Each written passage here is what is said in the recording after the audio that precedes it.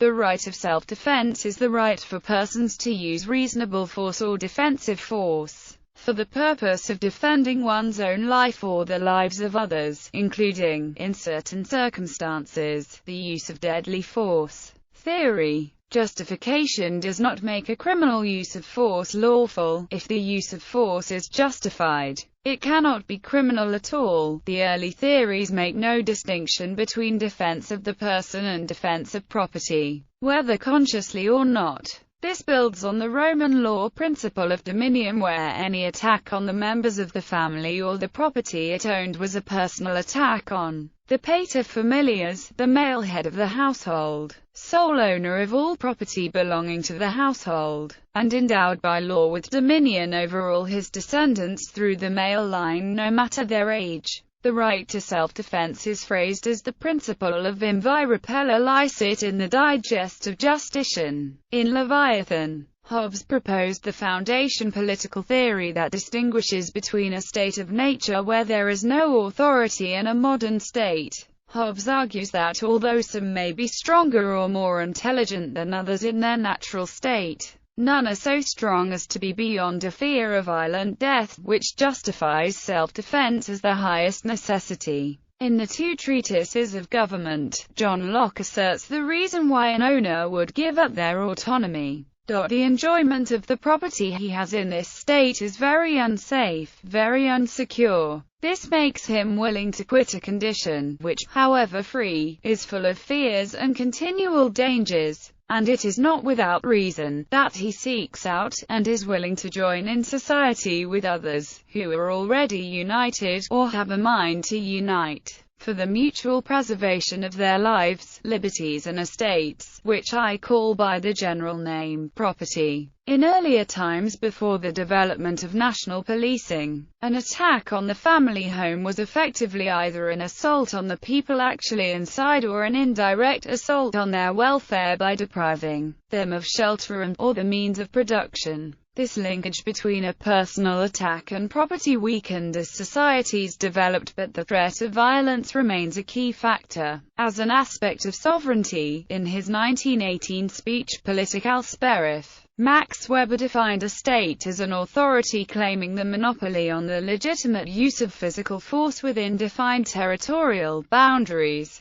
Recognizing that the modern framework of nations has emerged from the use of force, Weber asserted that the exercise of power through the institutions of government remained indispensable for effective government at any level, which necessarily implies that self-help is limited if not excluded. For modern theorists, the question of self-defense is one of moral authority within the nation to set the limits to obedience to the state and its laws given the pervasive dangers in a world full of weapons. In modern societies, states are increasingly delegating or privatizing their coercive powers to corporate providers of security services, either to supplement or replace components within the power hierarchy. The fact that states no longer claim a monopoly to police within the borders enhances the argument that individuals may exercise a right or privilege to use violence in their own defense. Indeed, modern libertarianism characterizes the majority of laws as intrusive to personal autonomy and, in particular, argues that the right of self-defense from coercion is a fundamental human right, and in all cases, with no exceptions,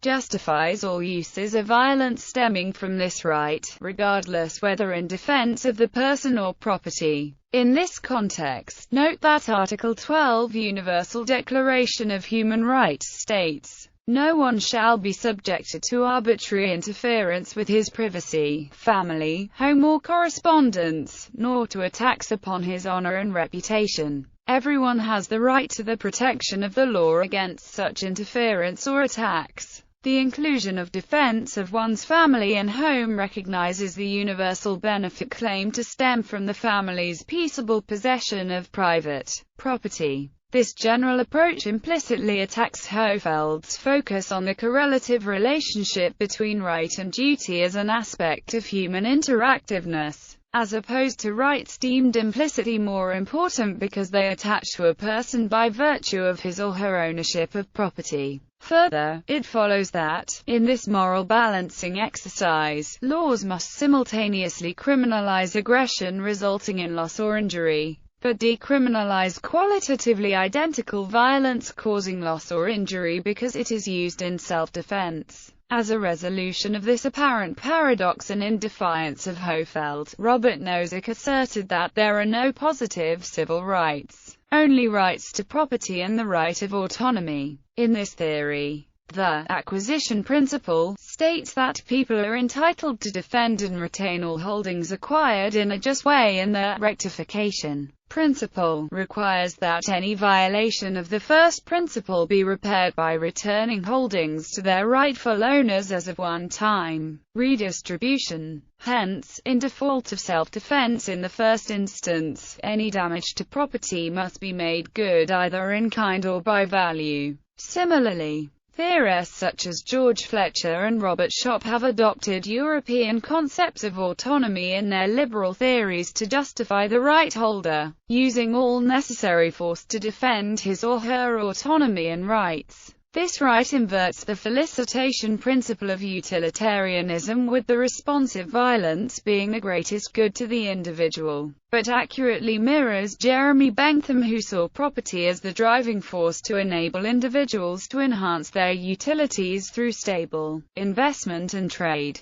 In liberal theory, therefore, to maximize the utility, there is no need to retreat nor use only proportionate force. The attacker is said to sacrifice legal protection when initiating the attack. In this respect, the criminal law is not the tool of a welfare state which offers a safety net for all when they are injured. Nevertheless, some limits must be recognized, as where a minor initial attack simply becomes a pretext for an excessively violent response. The civil law systems have a theory of abuse of right to explain denial of justification in such extreme cases. Defense of others. The rules are the same when force is used to protect another from danger. Generally, the defendant must have a reasonable belief that the third party is in a position where they would have the right of self-defense. For example, a person who unknowingly chances upon two actors practicing a fight would be able to defend their restraint of the one that appeared to be the aggressor. However, in many jurisdictions, a person who causes injury in defense of another may be liable to criminal and civil charges if such defense turned out to be unnecessary.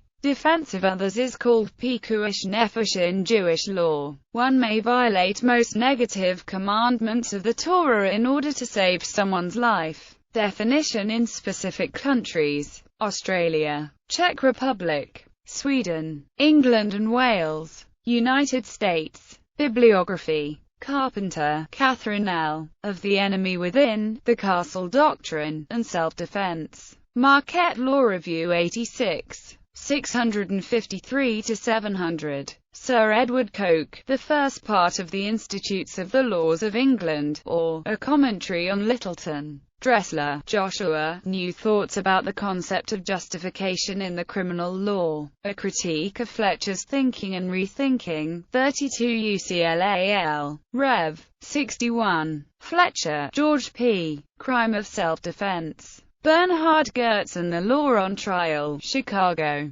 University of Chicago Press, ISBN 0-226-25334-1. Fletcher, George P. Rethinking Criminal Law, Oxford. Oxford University Press, ISBN 0-19513695-0. Getman, Julius G. Marshall, F.A. The Continuing Assault on the Right to Strike. Texas Law Review 79. 703. Green, Stuart P. Castles and Carjackers. Proportionality and the Use of Deadly Force in Defense of Dwellings and Vehicles. University of Illinois Law Review 1999. McCoy, Scott D. The Homosexual Advanced Defense and Hate Crimes Statutes. Their Interaction and Conflict. Cardozo Law Review 22. 629. McGuigan, Battered Women and Self-Defense.